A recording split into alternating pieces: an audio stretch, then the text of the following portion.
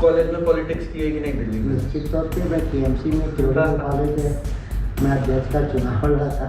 बिहार के लोगों के लिए बहुत आसान नहीं होता था चुनाव लड़ना।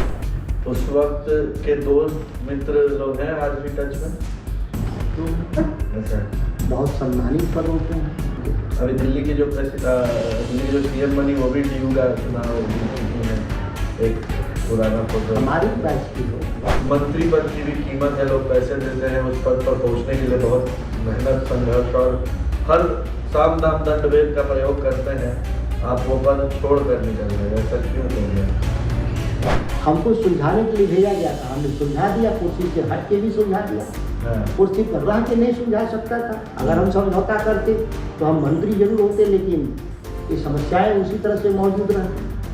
नमस्ते, आप सबका स्वागत है पॉडकास्ट के इस सिलसिले में। एक और पॉडकास्ट लेकर हम हाजिर हुए हैं जहां हम लोग थोड़ी लंबी बातचीत करते हैं, पॉलिटिकल भी, कैजुअल भी, कुछ सीरियस भी बातें इस एपिसोड में होती हैं। और इस बार एक बार फिर से एक खास मेहमान हमारे साथ है। हमारे साथ बक्सर के सांसद सुधाकर सिंह हैं। सर, बहुत स्वागत है आपका इस पॉडकास्ट में।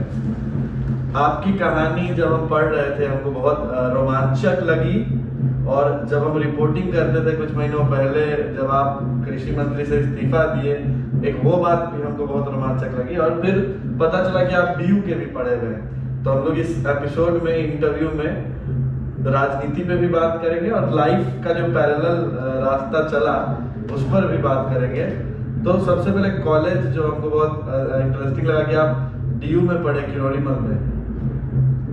एक आसान रास्ता नहीं था दिल्ली विश्वविद्यालय तक जाने का। हाँ।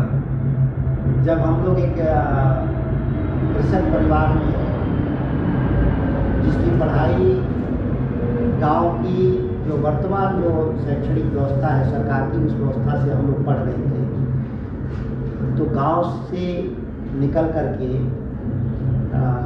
रामगढ़ जो नज़दीक का बाजार था वहाँ 10वीं की पढ़ाई, और फिर वहाँ से इलाहाबाद जहाँ हम लोगों ने 12वीं तक की पढ़ाई की। हाँ।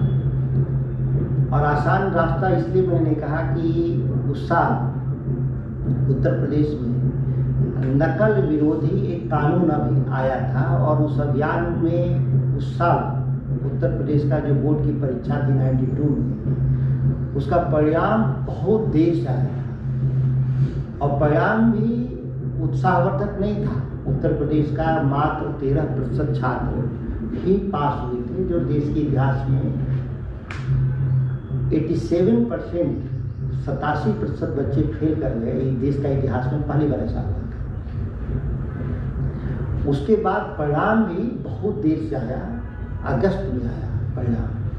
तो दिल्ली विश्वविद्यालय की जो मेरी यात्रा है पढ़ाई, वो बहुत इस मामले में रोमांचकारी है कि मैं दिल्ली विश्वविद्यालय के UP बोर्ड से उस साल अकेला में छात्र गया। ये हमारे लिए सौभाग्य की बात थी। बाकी लोगों को वहाँ अवसर नहीं मिला, क्योंकि एक मैं राष्ट्रीय खिलाड़ी था। अच्छा। और दिल्ली विश्वविद्यालय के जो उसका एक स्पोर्ट्स कोटा था, उसमें भी मैंने अप्लाई किया था, और उसमें हमने फिजिकल ट्रायल में हमने यूनिवर्सिटी में टॉप किया था।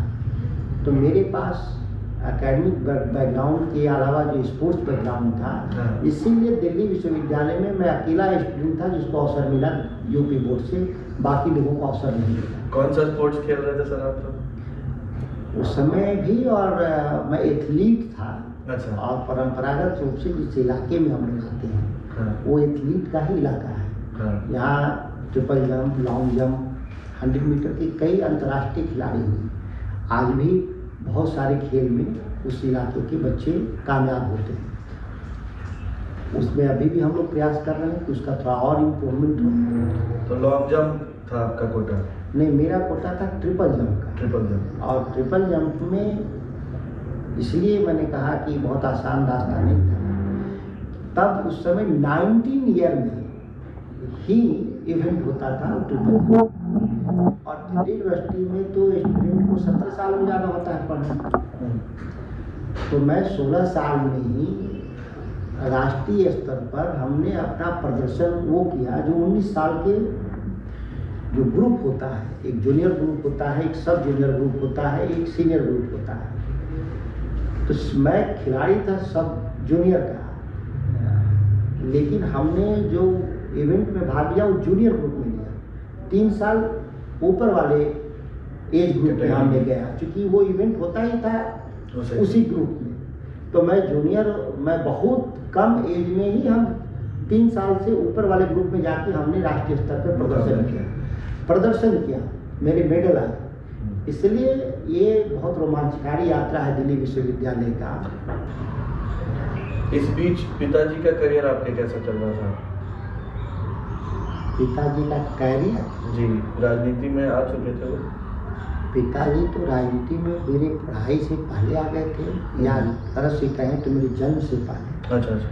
तो विश्वविद्यालय की राजनीति करते थे BHU में 65-66 के समय 2064-65-66 के आसपास वो BHU में थे। मेरा तो जन्म ही 74 का है। तो उनके राजनीतिक करियर के बारे में मैं ज़्यादा क्या बता सकता हूँ। उस दौर में पिताजी के करियर में क्या चल रहा था जब आप कॉलेज में थे? पिताजी कोई करियर बनाने के लिए राजनीति में नहीं आए थे, वो सेवा क्षेत्र है। नहीं, मतलब करियर मेरा कहने का मतलब है कि उस वक्त क्या सामाजिक आंदोलन चलते, मतलब उस दौर में क्या हो रहा था? मैं दिल्ली विश्वविद्यालय जब 92 में गया तो मेरे फादर 90s में ही वो मिनिस्टर हो गए थे, और 90 में। अच्छा, 92 में आप कॉलेज? हम तो 92 में कॉलेज कर रहे थे। मेरे फादर तो मिनिस्टर। अच्छा, बिहार सरकार में मंत्री हो चुके हैं। ठीक है। अच्छा, 74-75 वाले आंदोलन में 75 में वो जेल गए थे या नहीं गए? 74 आंदोलन में सक्रिय थे, जेल नहीं गए थे। मेरे घर के और लोग भी जेल गए थे उस समय। अच्छा। मेरे बड़े पिताजी भी जेल गए थे, मेरे चाचा जेल गए थे, बहुत लोग जेल गए थे। लेकिन पिताजी 67 से राजनीति करते हैं। बनारस विश्वविद्यालय के छात्र यूनियन के वो नेता थे। अच्छा। प्रेसिडेंट का चुनाव लड़े थे, जनरल सेक्रेटरी का चुनाव लड़े थे। तो ये 74 आंदोलन से पहले के वो नेता है। 67 से ही शुरू हुआ, जो संविधान सरकार में मिनिस्टर बन गए जब लालू यादव की पहली सरकार बनी है ना। तो आप कॉलेज में पॉलिटिक्स किए कि नहीं दिल्ली में? निश्चित तौर पे मैं KMC में केवल कॉलेज में मैं अध्यक्ष का चुनाव लड़ा था। तब बिहार के लोगों के लिए बहुत आसान नहीं होता था चुनाव लड़ना। बिल्कुल। आज भी आसान नहीं है। हाँ, जैसा अभी भी आसान नहीं। मैं शुरुआत किया था, उसके बाद तो लड़ने लगे, जीतते लगे। एक हमने उस परंपरा को डाला था वहाँ दिल्ली विश्वविद्यालय में। बाद में तो विश्वविद्यालय तक के प्रेसिडेंट बिहार के लोग बने, लेकिन उस समय थोड़ा कठिन था, मोनोपोली था स्थानीय लोगों का। और कहीं भी होता है कि बाहर से आए हुए लोगों को वो स्पेस नहीं मिलता है, लेकिन हम लोगों ने उसको संघर्ष के जरिए स्पेस क्रिएट किया भविष्य की पीढ़ियों के लिए, और आज तो बहुत लोग हैं वहाँ। तो तब जब आप राजनीति कर रहे थे दिल्ली यूनिवर्सिटी में, छात्र राजनीति, स्टूडेंट इंडिपेंडेंट से या कोई पार्टी भी तब थी? तो पार्टी के रूप में हमारा स्टूडेंट विंग वहाँ था नहीं, इसीलिए हम इंडिपेंडेंट ही कर रहे थे। क्योंकि हमको भारतीय जनता पार्टी के द्वारा स्थापित ABP या कांग्रेस के द्वारा स्थापित तेजस्वी, तो चूँकि हम दोनों में उस समय हम लोग नहीं थे और दोनों का ही वर्चस्व था, तो हम लोग इंडिपेंडेंट कर रहे थे, इंडिपेंडेंट लड़ रहे थे और वो अपनी पहचान भी कायम की। और तब हमारा छात्र विंग दिल्ली विश्वविद्यालय की राजनीति नहीं करता था, जनता दल का। जनता दल था, लेकिन उसकी छात्र विंग दिल्ली यूनिवर्सिटी में राजनीति नहीं करता। उस वक्त के दोस्त मित्र लोग हैं आज भी टच में? बहुत लोग हैं। अच्छा। बहुत सम्मानित पदों पे हैं। अच्छा। बहुत सब विधायिका के बहुत सारे सदस्य हैं, लोकसभा में हैं, राज्यसभा में लोग हैं, विधानसभाओं में, दिल्ली विधानसभाओं में लोग हैं, बिहार में भी लोग हैं। तो और बाकी वहाँ पर शाही में बहुत हैं, जुडिशियरी में भी बहुत हैं। सबसे प्रिय दोस्तों में से मेरे दिल्ली विश्वविद्यालय में प्रोफेसर बहुत हैं, वो आज भी संपर्क में हम लोग रहते हैं। अभी दिल्ली की जो CM बनी वो भी DU का चुनाव जीत चुकी हैं। एक पुराना फोटो हमारी बैच की हो। आप ही के बैच की है? वाह। उसका भी जन्म 74 का, मेरा भी जन्म 74 का। क्या बात है। प्रवेश वर्मा थे जो हमारे जूनियर थे वहाँ पे केएमसी में। हाँ। विवेक ठाकुर जी हमारे सीनियर थे वहाँ। अच्छा। एडी सिंह वही बहुत सीनियर थे। हाँ। सुखदेव भगत जी भी सीनियर थे हमारे वहाँ। हाँ। अनिल झा, संजीव झा, हाँ। ये संजीव तो मेरे से जूनियर थे। अनिल झा के बारे में कंफर्म नहीं है कि मेरे से सीनियर थे कि लेकिन मेरे कॉलेज से हाँ भी बना हुआ है उसमें वो थे। तो बहुत लोग हैं, कई देश के कई कोने में कई लोग हैं। उसके बाद क्या हुआ करियर में, ग्रेजुएशन के बाद? देखिए हम लोग मूवमेंट वाले लोग थे। हाँ। मूवमेंट वाले लोग का अर्थ हुआ कि जो मुद्दे इस देश के भीतर, हाँ। आर्थिक उदारीकरण के सवाल, कृषि क्षेत्र में WTO के प्रभाव, इन विषयों पर हम लोग लगातार काम कर रहे थे कि निजीकरण के प्रभाव सकारात्मक और नकारात्मक दो पक्ष हैं। तो कितने हद तक निजीकरण होने चाहिए, या WTO के जरिए जो कृषि कानूनों को बदलने की जब लड़ाई उस समय से हम लोग लड़ रहे हैं 92 से, जब हम लोग गए थे ग्रेजुएशन करने, उस समय से लड़ रहे हैं। BPC उस समय हमारे प्रधानमंत्री होने के बाद भी विपक्ष के नेता थे, उनके साथ तो छात्र आंदोलन के जरिए भी हम लोगों ने इसको सक्रिय हस्तक्षेप किया। सामाजिक न्याय के भी सवाल थे, वो दौर भी था। आप देखिए होंगे कि वो एक भारत में परिवर्तन की एक बड़ी लड़ाई लड़ी जा रही थी। तो कई चुनौतियों के बीच से हम लोग अपने राजनीतिक सफर को हम लोगों ने शुरू किया और उस सफर में हम लोग आगे बढ़ रहे हैं। उसके बाद वापस बिहार लौटे या दिल्ली में रहे कुछ समय? मैं दिल्ली एक दिन भी नहीं था। मैंने एग्जामिनेशन देने के बाद मुश्किल से 10 दिन रहे हूँ। हाँ। मैंने सब सामान समेटा। हाँ। और वापस अपने गांव आया। हाँ। अपने मातृभूमि पर। हाँ। और फिर आना जाना रहा हमेशा, लेकिन अस्थायी निवास मेरा गाँव ही रहा। आज भी पटना में स्थायी निवास? आप जानते ही हैं कि पटना में खोजने वाले लोग महीनों लगते हैं कि कब मैं आऊँगा, क्योंकि मैं पटना ही नहीं आ पाता। बहुत मुश्किल से महीने में 1 दिन 2 दिन आते हैं। दिल्ली में आवास हो गया, पटना वाला चला गया। आवास संकट नहीं रहा। हम लोग गांधीयन हैं, किसी आश्रम में रह जाते हैं। हम लोगों के लिए कोई कठिन नहीं है। घर हर जगह तो बनेगा नहीं। और राजनीतिक सामाजिक जीवन में तो देश के विभिन्न कोनों में लगातार हम लोग की यात्राएं होती हैं। तो जो वहाँ के स्थानीय लोगों के कार्यकर्ताओं के द्वारा जो उपलब्ध कराए जाते हैं साधन, और महात्मा गांधी के द्वारा स्थापित, JP के द्वारा स्थापित, आचार्य कृपलानी के द्वारा स्थापित देश में सैकड़ों संस्थाएं, स्वयंसेवी संस्थाएं हैं, जहां हम लोग अपना रात गुजार लेते हैं। और चूँकि उन्हीं के बीच काम ही करना होता है, तो उनके बीच में रहते भी हैं, उन्हीं के साथ रह भी लेते हैं।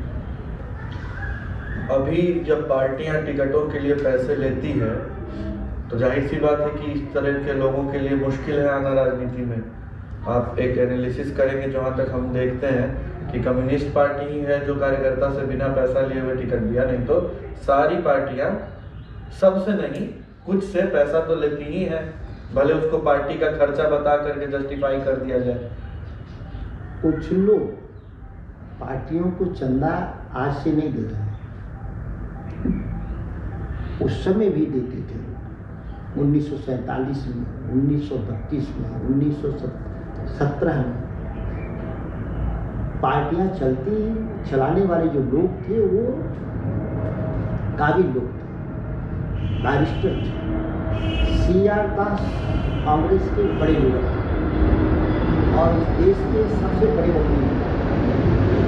इनकी एक दिन की फीस होती थी 16-16 हज़ार रुपये। कल्पना करिए 2010 के आसपास, 2010 में 1910, 125 साल पहले CR दास की फी होती थी 16,000 रुपये पर डे। और कांग्रेस पूरी पार्टी का खर्चा 16,000 रुपये महीने का नहीं था।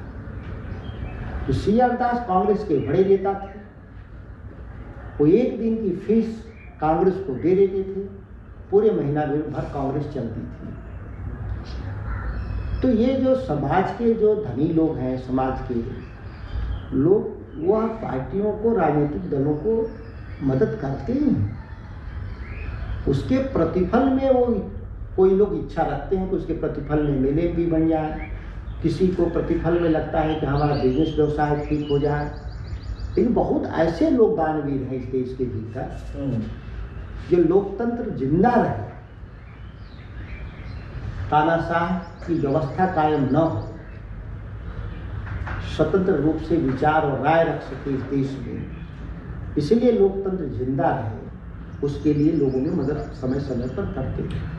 आप याद करिए कि मीडिया के टाइकून रामनाथ गोयनका, आरपी गोयनका, जनसत्ता और इंडियन एक्सप्रेस के मालिक एक बड़े बिजनेसमैन और सत्ता प्रतिष्ठान के खिलाफ 74 आंदोलन में एक दीवार की तरह सत्ता के खिलाफ खड़ा हो गए थे और अकेले अपने अखबार के बदौलत इस देश में लोकशाही को जिंदा रखने का काम किया। उनकी भी प्रताड़ना हुई थी, फिर भी वो पीछे नहीं है, जेल भी जाना पड़ा, जेल भी जाना, एक्शन हुआ उस वक्त। उस समय जो भी जांच एजेंसियां थी उनके बिजनेस हाउसेस पे रेड किया, फिर भी वो डटे रहे। आज देश आरपी गोयनका का बिजनेस भी जिंदा है, देश में लोकतंत्र भी जिंदा है, उनके परिजन भी जिंदा है। वो कल भी था, वो आज भी है। एक बात लेकिन थोड़ा हमको जो बदला हुआ नजर आता है कि कुछ पार्टियां ऐसी भी हैं जो पैसों के एवज में कार्यकर्ता को कुचल करके टिकट दे देती हैं, बेच देती हैं। करोड़ों रुपए में लोकसभा के सीटों का सौदा होता है। इसको आप कैसे देखते हैं? देखिए, लोकतंत्र 75 साल का है हमारे भारत के भीतर। कोई इंग्लैंड और अमेरिका जैसा पुराना लोकतंत्र नहीं है। वर्तमान स्वरूप की बात कर रहे हैं। गणतंत्र तो हमारे पास 2500 साल पहले वैशाली, लेकिन चुनावी पद्धति इस तरीके की जो नई जो आधुनिक लोकतंत्र है 75 साल, इसमें बहुत सारी कमियां भी हैं और हम लोगों ने कई कमियों को पार भी पाया है। आप जब देखते हैं 1947 में जब हम आज़ाद होते हैं तो 1945 से 1955 के बीच में दुनिया में सैकड़ों देश आज़ाद होते हैं, ब्रिटिश कॉलोनी के रूप में मुक्त होते हैं, कोई फ्रेंच कॉलोनी के रूप में मुक्त होता है। ये यूरोप की कॉलोनियाँ थी, इवन अमेरिका भी एक कॉलोनी था ही इंग्लैंड का। उस दौर में सैकड़ों देशों में से आप देखें तो लोकतंत्र ज़्यादातर देशों में सफल नहीं हुआ। वो धनी राष्ट्र के रूप में चीन को भी आप देख सकते हैं, जापान को भी देख सकते हैं, फेल्ड स्टेट के रूप में आप पाकिस्तान, अफगानिस्तान को भी देख सकते हैं, कोरिया को भी देख सकते हैं। लेकिन भारत का लोकतंत्र 75 सालों में जिंदा रहा। कमी और खामियों की जिसकी चर्चा कर रहे हैं तो दुनिया भर में समस्याएं थी, लेकिन आज भी भारत का लोकतंत्र मजबूती से सिर उठा के खड़ा है, यहाँ तक कि अमेरिका से बेहतर। एलन मस्क, ट्विटर के मालिक, टेस्ला के मालिक, एक ट्विटर को $45 बिलियन में इसलिए खरीदते हैं, घाटे वाली कंपनी को, कि उन्होंने अमेरिका के भीतर चुनावी प्रणाली में हस्तक्षेप चाहते थे अपना, और हस्तक्षेप के जरिए उन्होंने ट्रंप को दोबारा राष्ट्रपति की कुर्सी पर बैठाने में कामयाब हो जाते हैं। और उनके कैबिनेट के सबसे prominent cabinet minister Elon Musk, जिनके ओवल ऑफिस चेंबर में उनके बच्चे वहाँ खेलते हुए आपको दिखाई देंगे, वीडियो हमने भी देखा, बहुत सभी देश दुनिया के लोगों ने देखा। तो क्या अमेरिका का लोकतंत्र फेल कर गया? ऐसा नहीं मैं मानता। जो दुनिया में लोकशाही है उसके सभी जो हिस्से हैं समाज की, स्टेक होल्डर, मीडिया हो, बिजनेस हाउसेज हों, इंटेलेक्चुअल हों, सिविल सोसाइटी हो और किसान हो, नौजवान हो, सबकी अपनी अपनी भूमिका है और अपनी अपनी भूमिका निभाते हैं। कभी कभी लगता है कि ये वर्ग थोड़ा मजबूत हो गया, फिर एक थोड़ा कमज़ोर दिख रहा है वर्ग, तो लोकतंत्र 5-10 सालों में उसको अपने चुनावी मॉडल के जरिए वो उसको ठीक कर देता है। मंत्री पद की बात पर आते हैं। वो कहानी बहुत इंटरेस्टिंग होगी कि क्या अंदर खाने सब कुछ हुआ था। मंत्री पद की भी कीमत है, लोग पैसे देते हैं उस पद पर पहुंचने के लिए, बहुत मेहनत, संघर्ष और हर साम दाम दंड भेद का प्रयोग करते हैं। आप वो पद छोड़ कर निकल गए, ऐसा क्यों हो गया? देखिए, राजनीति के मूल में नई पीढ़ी के लोगों के लिए भी और पुरानी पीढ़ी के आदर्शों को हम देखें तो ये सेवा क्षेत्र है, ये भोग का विषय नहीं है कुर्सी। अगर सही निर्णय लेने में कहीं बाधा हो और हम काम काज हमारे प्रभावित हो रहे हों और इससे जनमानस पे एक प्रतिकूल प्रभाव पड़ने की संभावना हो, तो एक राजनेता के तौर पे कुर्सी छोड़ना या लोगों की भलाई छोड़ना, दो अगर विषय तय करना, तो ये हमारे लिए, हमारे जो पूर्वजों ने जो आदर्श स्थापित किया है उसमें कुर्सी छोड़ना ही चाहिए। लोगों के हित सर्वोपरि है, उसके हित पे समझौता नहीं होना चाहिए। जिन सवाल को लेकर के मैंने सरकार से मेरी मतभिन्नता हुई नीतीश कुमार से, मंडी कानून और भूमि अधिग्रहण को लेकर के, आखिर आप 2 साल बाद देखें तो भूमि अधिग्रहण पे भी सरकार ने स्वीकार किया कि हम किसानों को ज़मीन का दाम कम देते हैं, इसीलिए पुराने जो साल से, जो 2013 से हर साल 10% ज़मीन का दाम सर्किल रेट बढ़ा करके हम अधिग्रहण करेंगे। तो हम सही थे, सरकार उस समय गलत थी। हमने कहा था कि मंडी कानून के अभाव में बिहार के किसानों की माली हालत खराब है, डिस्ट्रेस सेल हो रहा है, 25% MSP से कम पैसे मिल रहे हैं, तो सरकार कही कि नहीं, मंडी कानून हम लागू नहीं करेंगे। इस साल के बजट में सबसे मुख्य विषय है कि मंडी कानून, मंडियों को पुनर्जीवित करेंगे बिहार में, इसके लिए इतना हम निवेश करेंगे। तो कौन सही था?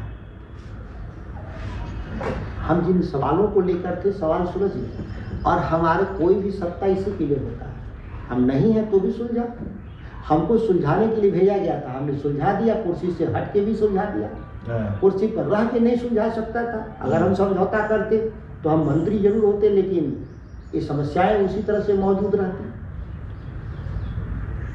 करप्शन की आपने बात कही थी, तो सिर्फ कृषि मंत्रालय ही नहीं, पैरेलली करप्शन बिहार को खा रहा है और अधिकारियों का अब गुंडा राज जो है यहाँ चल रहा है। आप भी जब रूबरू होते होंगे समाज में तो आपको भी यह बातें पता चलती होंगी। आप जब मंत्री पद पर थे तो क्या देख रहे थे?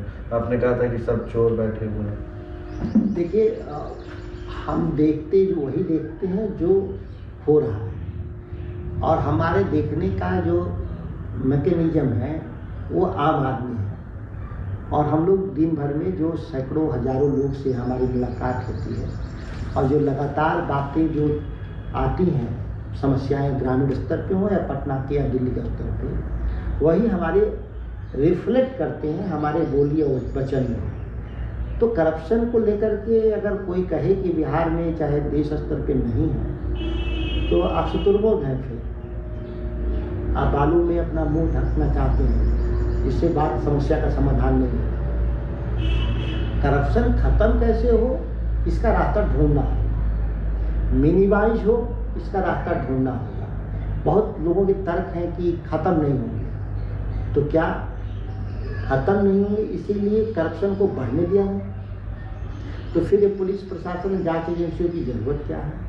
तब तो इसका तनख्वाह तो कम से कम बच जाएगा हटा देने से। एक कन्फ्लिक्ट है सोसाइटी में, चंद लोग अवैध तरीके से धन अर्जित करने का प्रयास करते ही करते, लेकिन 99% सोसाइटी में लोग ईमानदार होते हैं, जो रोज का जीवन यापन करते हैं सख्त मेहनत कर करके। तो उनके भी हितों की रक्षा करना जो राजनीतिक जीवन में उनका मूल काम। अगर हम सर्वानुमति 9 भी हो तो बहुमत तो ही चाहता है कि न्यायपूर्वक व्यवस्था हो, भ्रष्टाचार न हो। 1% चाहते हैं, होंगे, ये नहीं कहते कि ऐसे लोग नहीं हैं। तो कभी कभी लगता है कि जो 1% लोग हैं उनका ज़्यादा चल रहा है, 99 का नहीं चल रहा है। अगर ऐसा कभी होता है तो नेतृत्व का दोष है, जो ऊपर बैठे लोग तो हटाए जाते हैं, लोकतंत्र में चुनाव हराए जाते हैं। अभी जैसे जो घूस की बात है, या कोई भी टेंडर अगर पास होता है तो उसमें सबका हिस्सा बढ़ता है, फिक्स होता है, जो नतीजतन गरीब जनता के ऊपर महंगाई के रूप में पड़ जाता है। इन सब को रोकने के लिए क्या किया जाए, नेतृत्व क्या करे कि आने वाला समय थोड़ा तो ये हो, क्योंकि जो 1% पावरफुल लोग हैं वही कंट्रोल कर रहे हैं, वो किसी ऐसे आवाज को बुलंद नहीं होने दे रहे हैं जो इन सब चीजों के खिलाफ खड़ा हो सके। देखिए, समाज के भीतर भी जड़ता है और यथास्थिति के संपोषक भी लोग हैं। एक बड़ी आबादी सुविधा से बाहर नहीं निकलना चाहती, कंफर्ट जोन से बाहर नहीं आना चाहती। यह आंदोलन के जरिए ही बड़े परिवर्तन हुए हैं। जब 3 कृषि कानून बनाए जा रहे थे, वो भी एक भ्रष्टाचार का नमूना था इस देश में, कि चंद जो धन्नासेठ थे इसमें चाहते थे कि कृषि क्षेत्र को निजी क्षेत्र घोषित करा करके पैसे का हम दोहन करें। वो भी भ्रष्टाचार था। लोगों ने लड़ा इस देश में, किसानों ने सर्वशक्तिमान प्रधानमंत्री को 13 महीना तक आंदोलन के जरिए घुटने पर रह दिया। 74 का आंदोलन भी देखा देश में, जेपी के नेतृत्व में बिहार से उठा हुआ जन सैलाब पूरे देश की राजनीति पर छा गए लोग। वक्त आएगा इसके खिलाफ लोग खड़ा होंगे कि लोकशाही चंद लोगों को अमीर बनाने का एक उपक्रम नहीं है, बल्कि हजारों लाखों लोगों के भविष्य को ठीक करने का उपक्रम है। समानता केवल राजनीतिक ही नहीं, समानता केवल आर्थिक ही नहीं, समानता केवल सामाजिक समानता ही नहीं, यह सभी समानताओं की लड़ाई है। केवल हम आर्थिक रूप से समान हो जाए, राजनीतिक रूप से समान हो जाए और सामाजिक रूप से असमान है, यह भी नहीं चलेगा। इसीलिए मजबूत लोकतंत्र के लिए सामाजिक, आर्थिक, राजनीतिक समानता की तरफ बढ़े हैं। 75 सालों में हम आगे बढ़े हैं, पीछे नहीं गए। केवल आर्थिक मामलों में जहाँ चंद लोग ज़्यादा अमीर हो गए और आम आदमी जो नीचे लोग हैं आमदनी के सवाल पे बहुत नीचे हुए हैं, जहाँ 2 वक्त की रोटी के लिए भी संघर्ष कर रहे हैं। बिहार जैसे राज्य में जहाँ लगभग 20 रुपये प्रति व्यक्ति आय वाले, प्रतिदिन प्रति व्यक्ति 20 रुपये की आय वाले करीब बिहार में 35% आबादी है, और 60 रुपये आमदनी वाले प्रतिदिन प्रति व्यक्ति 70% आबादी है। लेकिन इस राज्य में भी बहुत अमीर भी लोग हैं जिनकी आमदनी बहुत, तो यह इसके लिए एक व्यापक संघर्ष के जरिए हल करना होगा। एक एग्जाम्पल आपने कृपलानी साहब वाला दिया, और दूसरा है कि कुछ बड़े धन्ना सेठों के लिए जो आज बहुत ज़्यादा फेवरिज्म किया जा रहा है, आइडियलिस्टिक सिचुएशन क्या होना चाहिए? देखिए, कानून के सामने सभी बराबर हैं, यह व्यवस्था होनी चाहिए। लेकिन कानून जो बन रहे हैं लोकसभा के जरिए, विधान, वो असमानता पैदा कर रहा है। इसीलिए आंदोलन के जरिए ठीक होगा। व्यवस्था परिवर्तन के लिए कठिन संघर्ष करना होगा। आप एक तरह से मैं कह सकता हूँ कि हमने जो सामाजिक आज़ादी हासिल जो किया है लंबे संघर्ष से लोकतांत्रिक प्रणाली के जरिए, अब आर्थिक आज़ादी भी हासिल करने के लिए एक संघर्ष की जरूरत पड़ेगी। आप इसको दूसरी, हम मानते हैं कि दूसरी स्वतंत्रता की लड़ाई, फ्रीडम स्ट्रगल जैसा लड़ना होगा।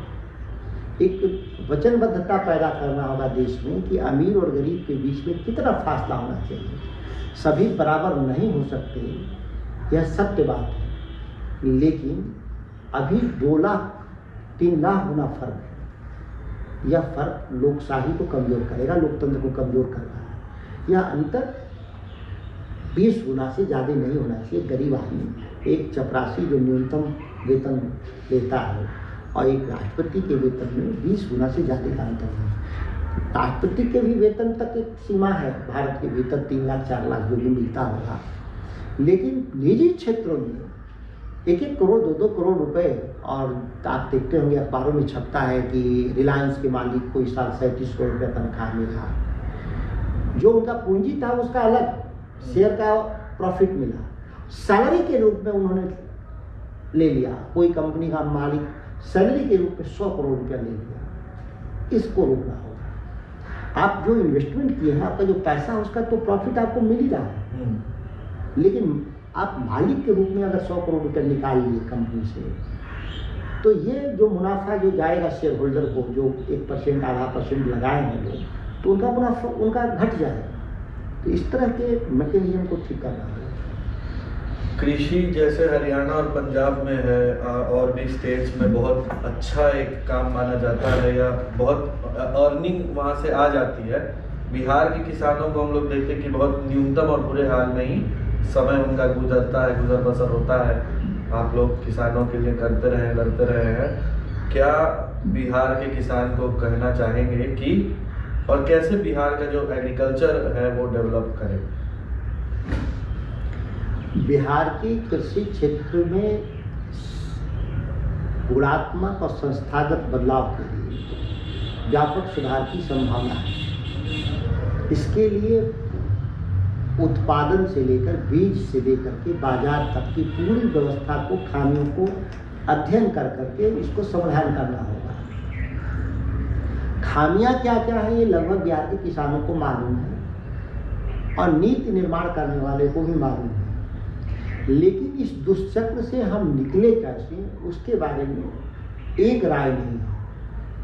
जो ताकतवर लोग हैं, अमीर लोग हैं, वो एक दूसरी राय रखते हैं। जो कमजोर हैं, जो किसान हैं, जो उत्पादन करते हैं, वो दूसरी राय रखते हैं। कॉन्फ्लिक्ट्स ऑफ इंटरेस्ट के बीच में जो पॉलिटिकल सिस्टम है वो अभी मतिभ्रम की स्थिति में है। इसीलिए जो संयुक्त किसान मोर्चा देश ने जो निर्णय लिया कि इसका वास्तविक समाधान क्या है, तो वास्तविक समाधान के रूप में हम लोगों का मानना है कि MSP मिनिमम सपोर्ट प्राइस के लिए एक स्वतंत्र निकाय बनाया जाए इस देश के भीतर, कि सभी फसलों के मूल्य का आकलन करें, कितने खर्चे आए और उस खर्चे का 1.5 गुना किसान को पैसा का मूल्य निर्धारण हो और उसकी एक लीगल गारंटी हो, देश में कानून बने। उससे नीचे बिकेगा तो दंडित होगा। दंड के पनिशमेंट के रूप में कारोबारी को पनिशमेंट मिलेगा। सरकार को लगता है कि नहीं नीचे बिकना चाहिए, तो सरकार उसकी भरपाई करेगी अपने खजाने से किसान को। अगर हमारा चावल 3,000 रुपये का बिकना चाहिए, तो 3,000 से नीचे अगर खरीद बेच होगा तो उसको दंडित किया जाएगा कारोबारी। फिर भी एक समाज के भीतर सरकार के लोगों को लगता है कि नहीं इसको 2,000 बिकना चाहिए, कोई बात नहीं, तो 1,000 रुपये सरकार कंपनसेट करे किसान को। देश में जितने भी इंडस्ट्रियल प्रोडक्ट हैं, कारखानियां माल, उसका दाम फिक्स कंपनियां कर रही हैं। उसके लिए कोई स्वतंत्र निकाय नहीं, मन मर्जी तय कर रहे हैं और वो MRP पर बेचते हैं, मैक्सिमम रिटेल प्राइस। MRP से जब ऊपर उतर जाते हैं तो 1 लीटर जो पानी है किनले का या कोई भी बिस्लरी का, उसका दाम जो भी 18 रुपये 20 रुपये जो तय किया लोगों ने, वो MRP है। लेकिन जिन्हीं वो ताज होटल में उस बिस्लरी को पीते हैं तो 200 रुपये का हो जाता है। वही जब चौराहे पर बिस्लरी सेम कंपनी का सेम प्रोड्यूस पीते हैं तो 20 रुपया, और बहुत होगा तो फ्रिज में रखा होगा, ठंडा कर दिया होगा, तो 1-2 रुपया कहेगा कि हमको एक्स्ट्रा 22 रुपया हम देंगे। तो इस देश में महंगा चीज़ बिकने पर किसी को कोई आपत्ति नहीं है, यूजर कर रहे हैं। लेकिन जब खाद्यान्न के दाम बढ़ने लगते हैं, इतना हंगामा होता है, और हंगामा टीवी होता है। कभी भी वो लोग हैं जो हंगामा करने वो सड़क पर नहीं जाते, वो टीवी चैनल उनके कब्जे में, अखबार उनके कब्जे में, इतना माहौल खराब करते हैं जैसे लगता है कि किसान के यहाँ जो पैसा जो गया वो कोई विदेशियों के पास चला गया, पैसा चीन के पास चला गया, इस तरह का हल्ला करते हैं। एक राफेल 1700 करोड़ रुपए में इस देश में खरीदी जाती है, जिसका पैसा फ्रांस गया, इस पर कम हंगामा हुआ देश में हुआ। लेकिन भारत में टमाटर अगर 50 रुपये किलो 60 रुपये किलो बिक गए, कभी कभी ऐसा होता है, नहीं तो हमेशा 1 रुपया 2 रुपया बिकता है। अभी तो 1.5 रुपया 1 रुपया बिक रहा है, कोई चर्चा नहीं है देश में, किसान का सड़ रहा है। फसल कोई चिंता नहीं। लेकिन कभी बिक गया तो इतना हंगामा बरपता है कि भगवान त्राहिमाम हो जाता है इस देश में।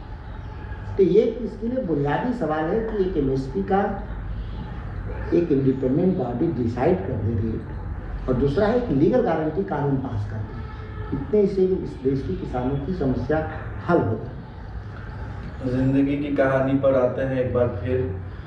साल अब 95 का पार हो रहा होगा। 95 से 2000 और 2005 के बीच में आप कहाँ थे, क्या हो रहा था सब? 2095 से 2005 क्यों? जैसी जिंदगी 1995 में थी वैसी जिंदगी तो 2000 तक कह सकते हैं मेरे जीवन में था। अच्छा।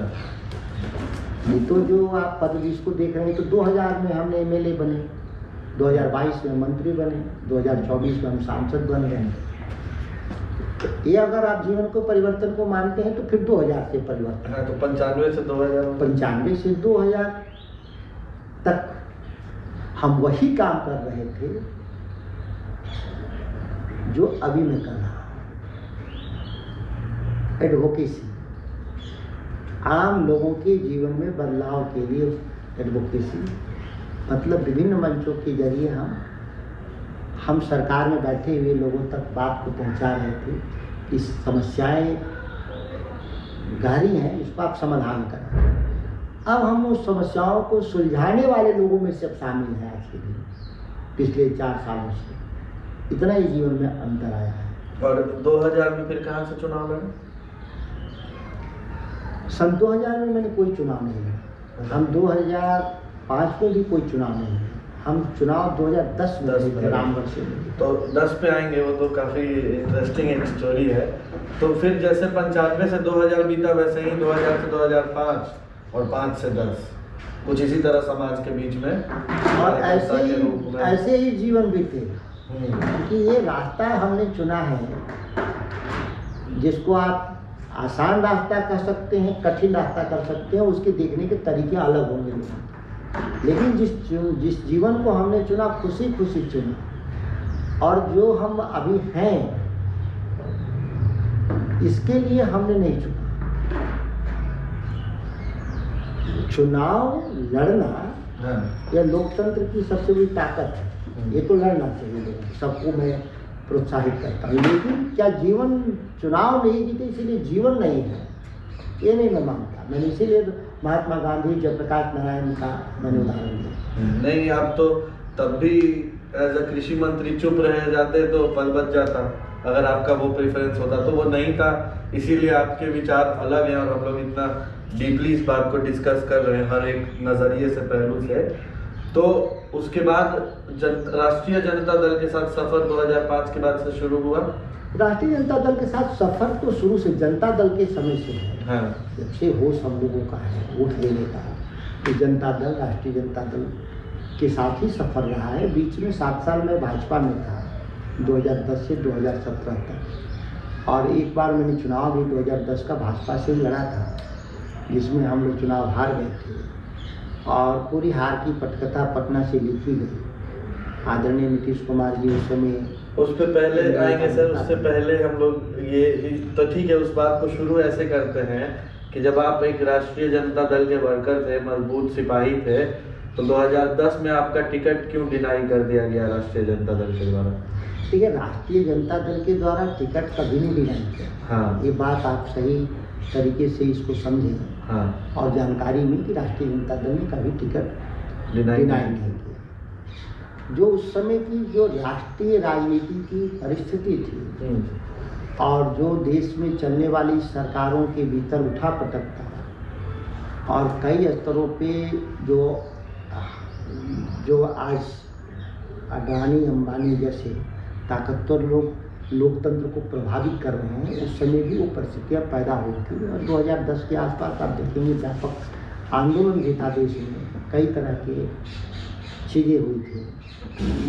आर्थिक आधार करप्शन के कई चार्जेज आए थे सरकारों पर। उसके खिलाफ जब मुहिम हम लड़ रहे थे तो हम लोग सत्ता में रह करके आप लड़ाई उतना मजबूती से नहीं लड़ सकते थे, नहीं लड़ सकते। आप देखेंगे जैसे मैं मंत्री था, मैं लड़ा भी तो इस्तीफा देना पड़ा। एक परंपरा सी बनती जा रही है इस देश में कि जो सरकार में रहेगा वो मौन रहेगा, वो सत्य बोलने के लिए नहीं बना है, वो मौन साधने के लिए बना है। सत्ता पक्ष का जो स्वरूप है इस देश के लिए, और विपक्ष संघर्ष करेगा, एक परंपरा बनी है। तो हम लोग जो संघर्ष करने वाले लोग हैं उसके जरिए भारतीय जनता पार्टी उस समय विपक्ष में थी देश की राजनीति में, और खास्ता हाल में भी वाजपेयी जी के बाद। फिर भी हम लोगों को लगा कि हम लोग इस पार्टी को खड़ा कर देंगे और खड़ा करके एक बड़ी लड़ाई को खड़ा कर देंगे, लेकिन हम लोगों की आशानुकूल नहीं रहा। वहाँ पे वही ताकतें जो पिछली सरकारों को नियंत्रित कर रहे थे पीछे से, उन लोगों वो सभी ताकतें छोला बदल करके भाजपा को नियंत्रित कर दिया। इसको थोड़ा गहराई से समझेंगे। 2010 यूपीए 2 की सरकार, आपने विपक्ष में जाना पसंद किया, राष्ट्रीय जनता दल छोड़ के बाहर भाजपा में आ सत्ता गए। के साथ नहीं जाना पसंद किया, हाँ। विपक्ष के साथ जाना पसंद किया। और 2010 में सुधाकर सिंह और जगदानंद सिंह आमने सामने हो गए। स्वाभाविक है, दोनों दो दल में थे तो आमना सामना होना ही था। लेकिन उस आमना सामना में जो दोषी ठहराया जाता है कि जगदानंद सिंह ने मुझे चुनाव हरवा दिया, हाँ, वो एक सत्य का एक पहलू है। बिल्कुल है, सत्य का एक पहलू है। जिस तरह आप मोरल वैल्यू, अपने मोरल वैल्यू के कारण भाजपा में आए, वो अपने मोरल वैल्यू के कारण राजद के में आपके और खिलाफ उसके प्रचार खिलाफ उसके लिए उनको काम करना चाहिए था, उन्होंने किया भी। और इस बात को लेकर आपके मन में हमको नहीं लगता है कि कोई नहीं, कभी भी इस बात को लेके कुंठा भी नहीं रहता, ईर्ष्या भी नहीं रहता कि पिताजी के चलते में चुनाव आ गया। एक उससे हमको एक वैचारिक आधार पर ताकत मिलता है कि जहाँ भी रहना चाहिए न्याय के साथ और मुद्दों पे अडिग रहना चाहिए।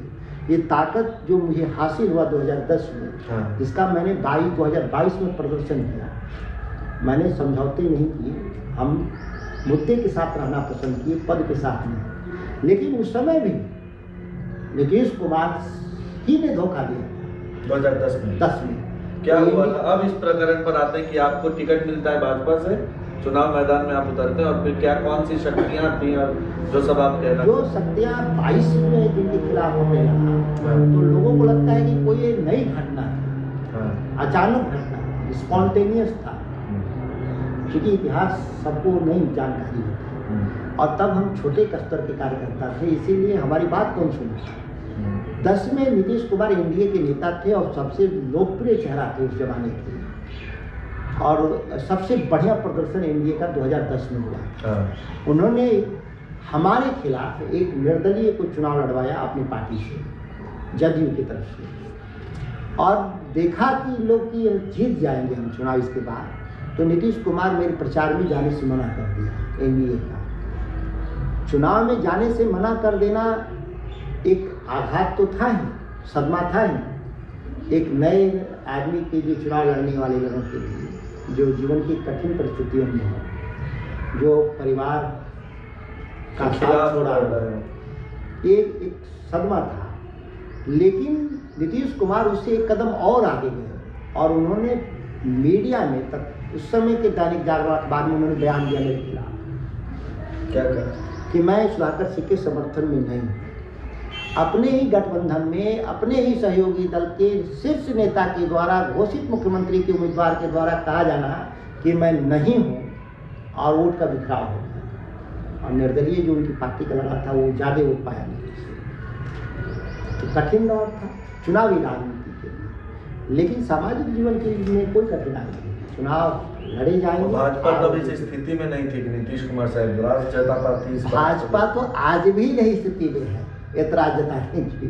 जो परिस्थिति है, भाजपा का लीडर लेस पार्टी है बिहार में, इसके पास लीडर नहीं है, तो आज भी ऐतराज नहीं जता सकती नीतीश कुमार। फिर क्या चला? फिर 5 साल आप लगे रहे भारतीय जनता पार्टी के साथ, 14 तक कांग्रेस के खिलाफ आप लोग लड़ाई लड़े। स्वाभाविक है कि जिस मुहिम के लिए गए थे उस मुहिम में हम कामयाब नहीं हुए। 2014 में सत्ता को हम लोगों ने बेदखल कर दिया।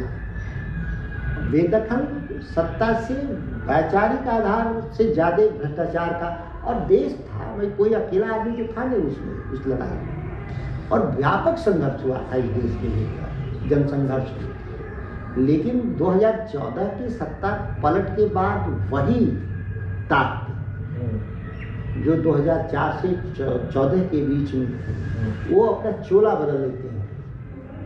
आप देखते होंगे उसमें से 150 लोग आज सांसद हैं, जो यूपीए के समय, कांग्रेस के समय सांसद थे, वो आज बीजेपी के 7 लोग सांसद हैं। 150 बड़ी संख्या है, करीब करीब देखें तो आधी संख्या हो जाती है। और उसमें से बहुत सारे जो करप्शन में शामिल थे, तो भाजपा के जो वॉशिंग मशीन में साफ होकर के आज वो सफ़ेद धुले धुलाए दिख रहे हैं। ये हुआ है। आप बहुतों को ऐसा उदाहरण के तौर पर मनमोहन सिंह को आप एक इकोनॉमिक रिफॉर्म के लिए क्रेडिट भी देते हैं, जिनके सरकार में करप्शन के खिलाफ आप अपनी पार्टी भी छोड़ते हैं। देखिए, देश बड़ा है और जिन सवालों से देश मजबूत हुआ है उसको हम स्वीकार करते हैं।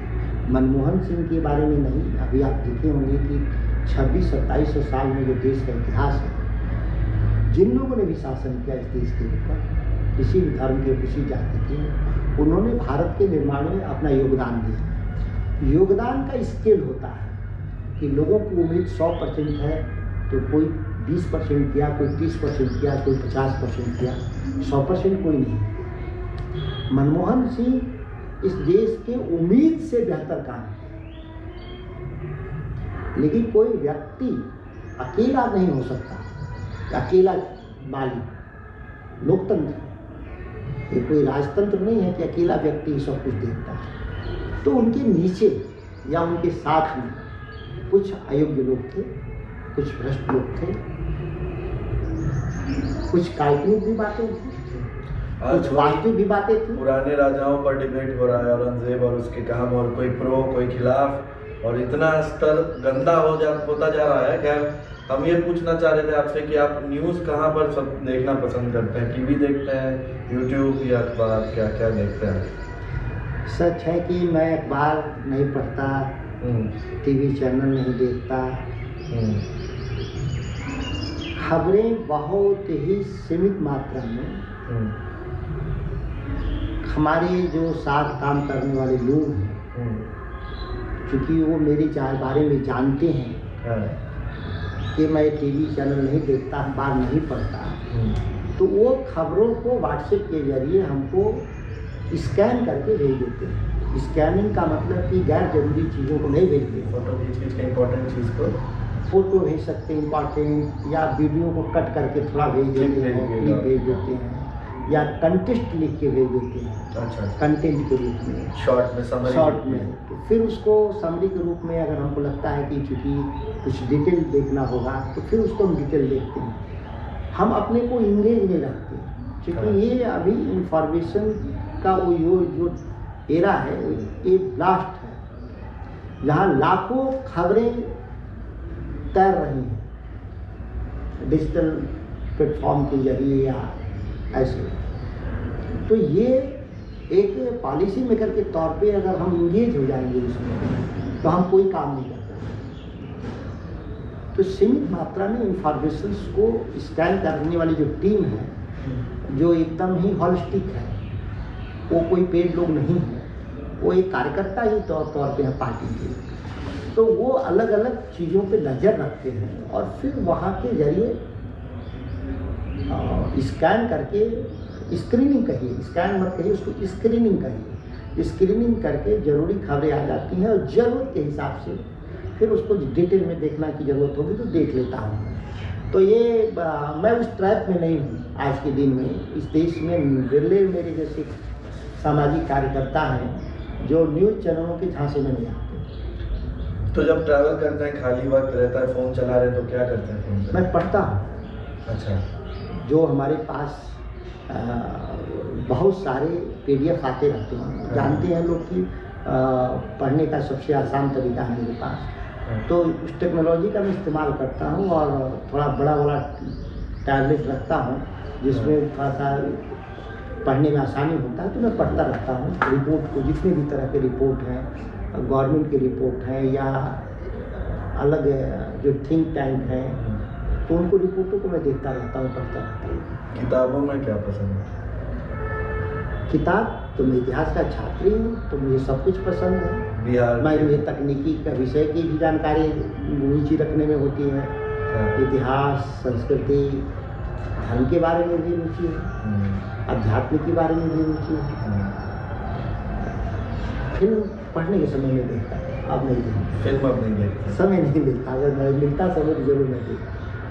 तो और भी थिएटर में नहीं थी, घर पे नहीं, थिएटर में अगर मौका मिले तो हाँ, सिनेमा हॉल में देखने का आनंद आता है, बड़ी वाली स्क्रीन।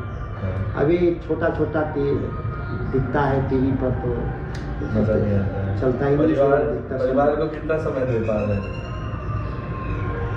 24 घंटा साथ रहते हैं। कहाँ रहते हैं लोग? महसूस करते हैं कि नहीं, सब लोग अगल बगल में हैं। जो आपका निजी परिवार है, घर में जो लोग हैं, घर की बात कर रहे हैं। देखिए, कोई ये अपने काम को लेकर तो व्यस्तता रहेगी, लेकिन परिवार तो महसूस करने का विषय है कि हम मेरे आसपास ही रहते, एक सुरक्षा की भावना और एक बॉन्डिंग, जो निकटता महसूस होती है। हम इस कैंपस में भी हैं, तो मेरे परिवार के लोग हैं, तो हम साथ तो बैठे हैं अभी, लेकिन महसूस तो हो रहा है कि हम परिवार के साथ ही हैं। कहाँ रहते हैं सब लोग?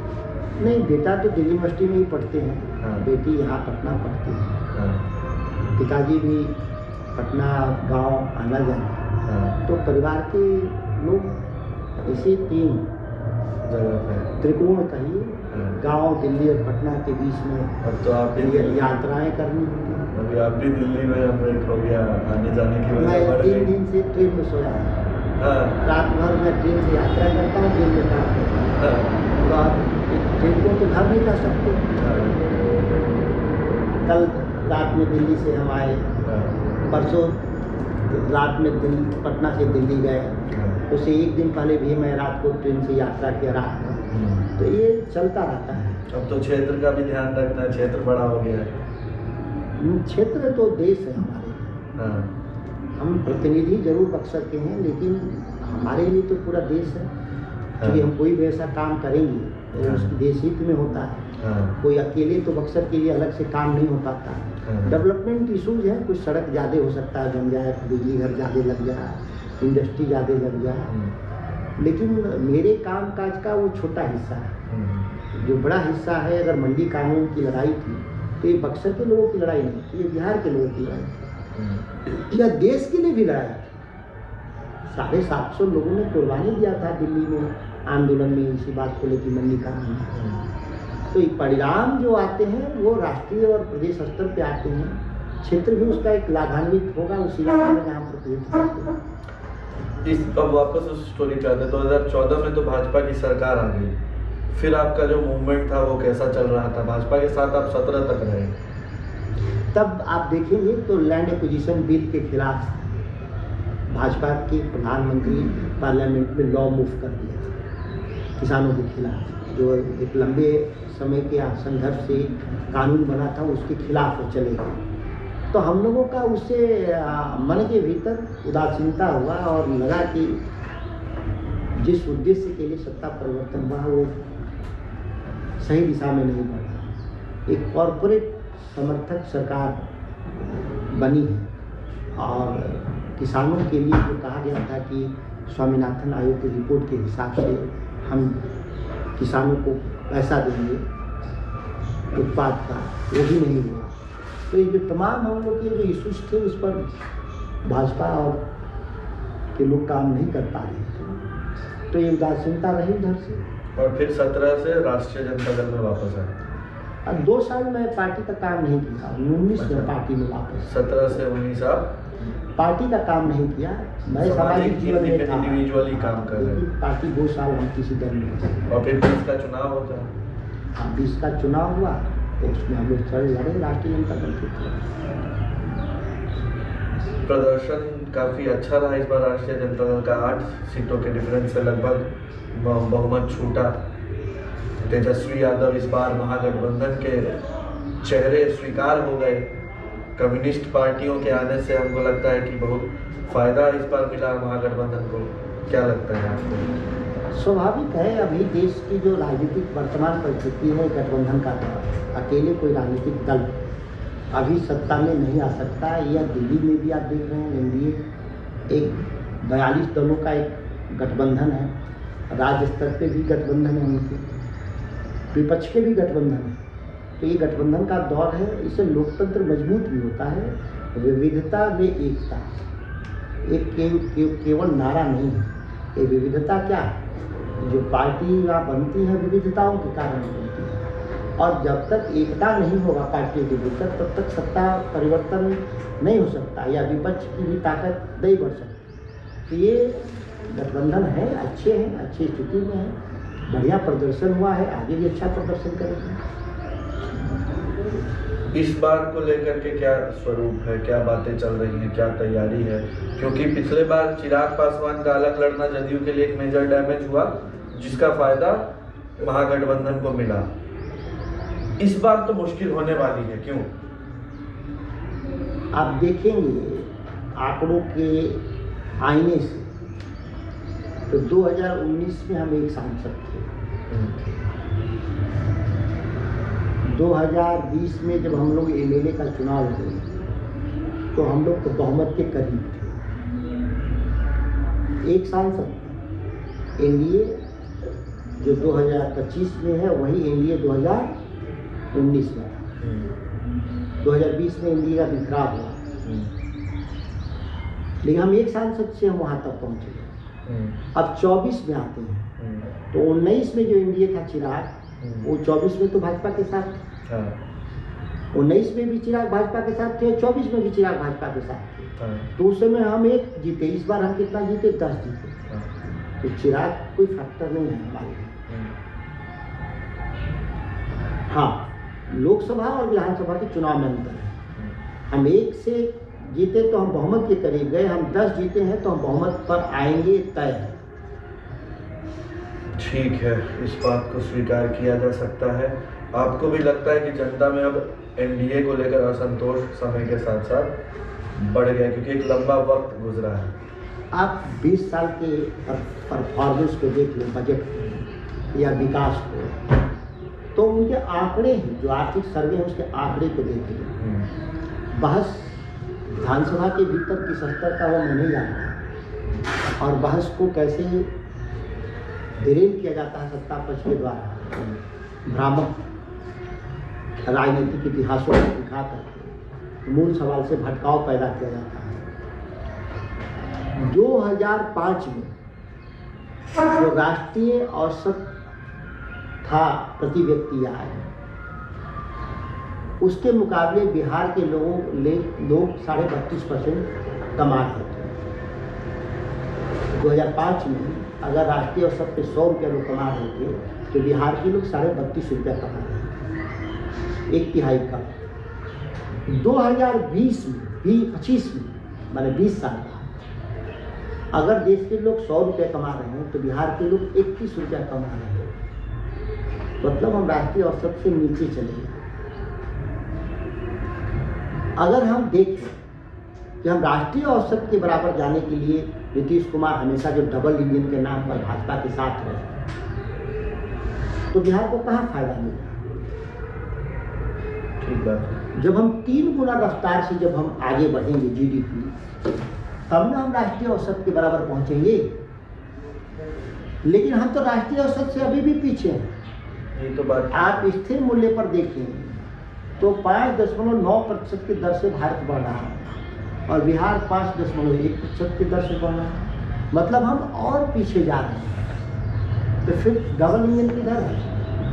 रफ्तार धीमी है। और नीतीश कुमार इसका आरोप 5 साल 2005 के पहले वाली बात पे लगाते हैं। अभी खूब चर्चा भी हो रही है कि 2005 के पहले क्या होता था, पहले क्या होता था।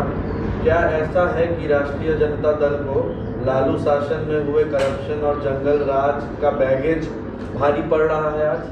आज 1990 में जब हम आए राष्ट्रीय जनता दल के लोग बिहार की सरकार में, उससे पहले जो कांग्रेस की सरकार थी, तो जो कांग्रेस की सरकार ने हमको देकर गए थे विरासत में बजट और इंफ्रास्ट्रक्चर, उस 90 से लेकर 2005 के भीतर कौन ऐसे इंफ्रास्ट्रक्चर को हमने ध्वस्त कर दिया, तोड़ दिया?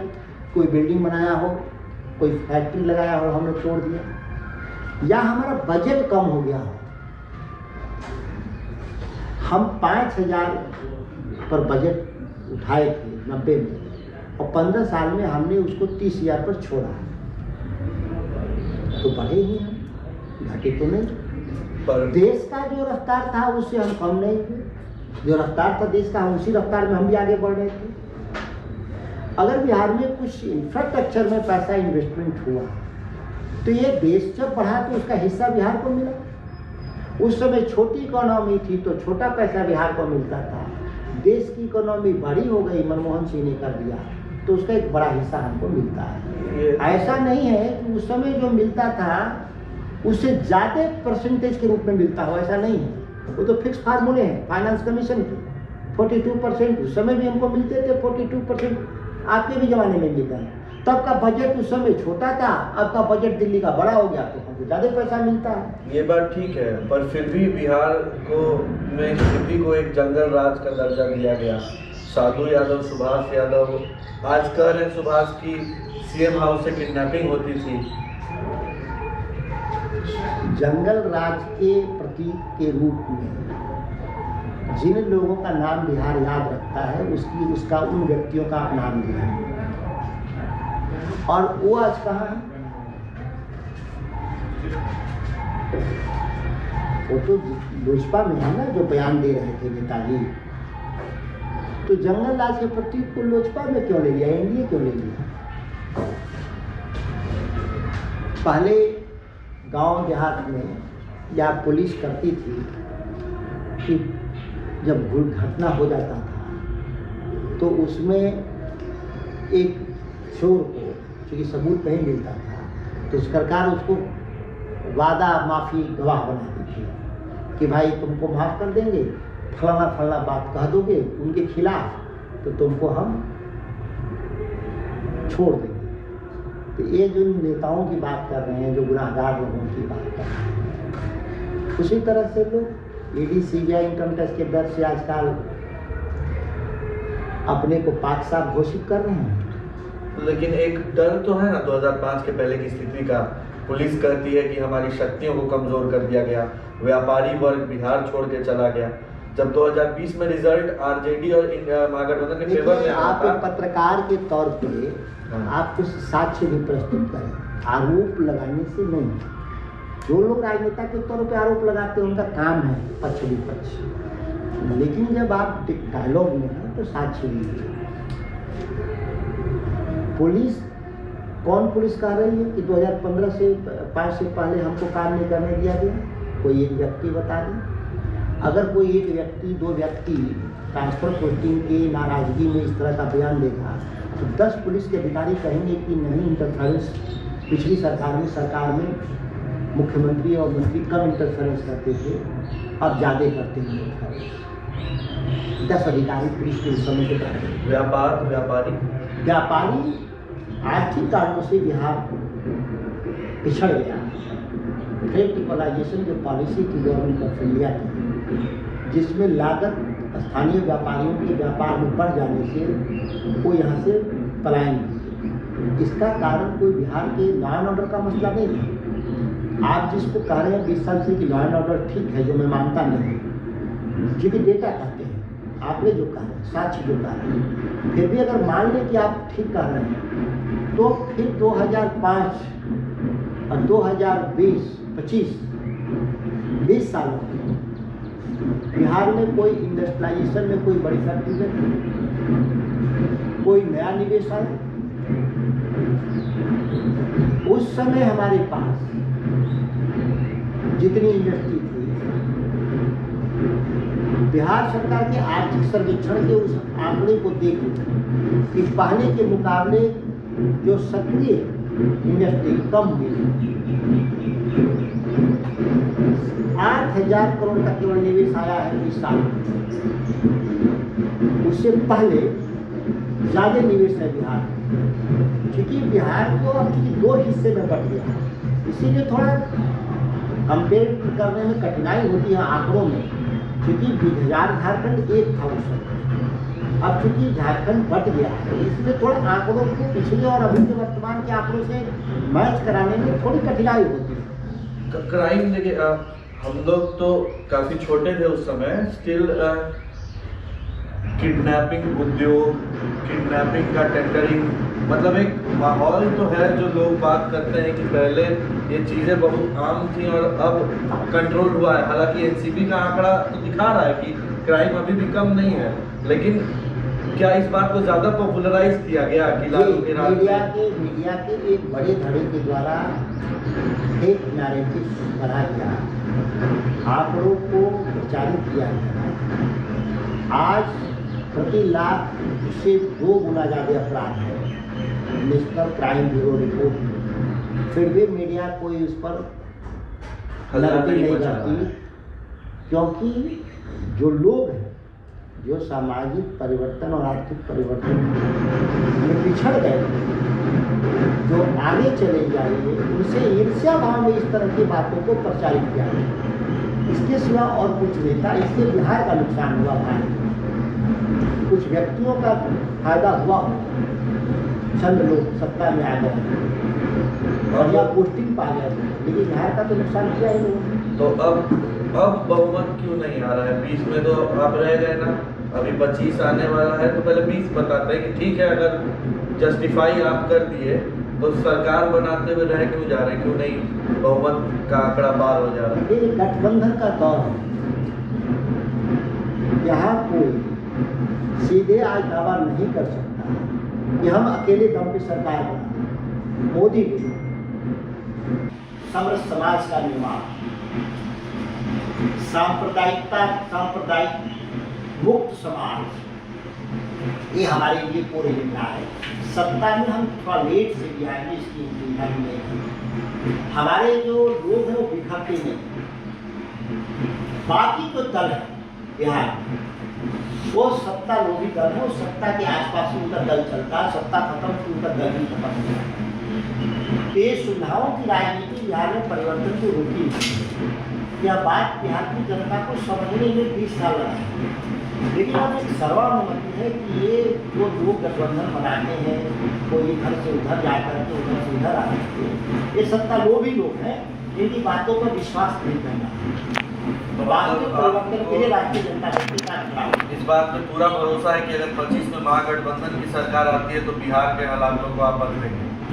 हम पहले भी बदले हैं, और हम सामाजिक न्याय को जंगल राज के रूप में परिभाषित करने वाले लोगों के लिए हम उनके मानसिक दिवालियापन के में बहुत विस्तार से नहीं जाना चाहते। जो सामाजिक न्याय को सामाजिक परिवर्तन को उन्होंने जो कहने वाले लोग जो हैं कि जंगल राज है, वो मानसिक दिवालियापन के सिवा कुछ नहीं है। हम उनके बहुत विस्तार में नहीं जाना चाहते। सामाजिक न्याय की जो हमारी जो लक्ष्य थे, हम सिर्फ 80-90% तक पहुँचे हैं, और चूंकि समाज में परिवर्तन सतत होगा, एक स्पीड है फिक्स, वो होगा ही, तो उसके जरिए हम ऑटो मोड में ना वो हो जाएगा। हम नहीं भी रहेंगे सत्ता में, लेकिन वो हम ऑटो पायलट में डाल चुके हैं सामाजिक न्याय को। जो रहेगा उसको डिनाई नहीं करेगा, वो देश के कोई भी काम। लेकिन आर्थिक परिवर्तन की लड़ाई अभी शुरू करना है, ये आएंगे तो आर्थिक न्याय। आपकी बात जैसे कृषि मंत्री रहते हुए नहीं सुनी गई, आपको छोड़ना पड़ा, पर क्या इंडिया अलायंस आपके मुखर वक्तव्य को स्वीकार करने को रेडी रहेगा? इंडिया अलायंस ने तो चुनाव ही लड़ा था एमएसपी की मिनिमम गारंटी प्राइस को लेकर, मतलब मुद्दों पर डिपेंड होगा कि भूमि अधिग्रहण पे भी उस सरकार इंडिया ब्लॉक ने, हम मुद्दों के आधार पर कोई मेरे अलग मुद्दे नहीं है, राष्ट्रीय मुद्दे हैं। इसमें हमारे जैसे हजारों लाखों लोग कार्यकर्ता काम कर रहे हैं, पद उनका छोटा बड़ा हो सकता है, वो मुद्दे नहीं खत्म हो जाएंगे। कल सुधाकर सिंह किसी सत्ता के लोग दल बदल में पद पर चले जाए तो क्या ये पूरा मूवमेंट खत्म हो जाएगा? नहीं। ये जो मसाल वाहक लोग हैं, ध्वजावाहक लोग हैं, बैटन ट्रांसफर है, हमारे गिरते ही दूसरा उसको उठा लेगा मिसाल को। मान लीजिए हम किन्हीं कारणों से रिटायरमेंट लेंगे, या हमारी किन्हीं कारणों से मेरी मौत हो गई, तो क्या ये मूवमेंट बंद हो जाएगा?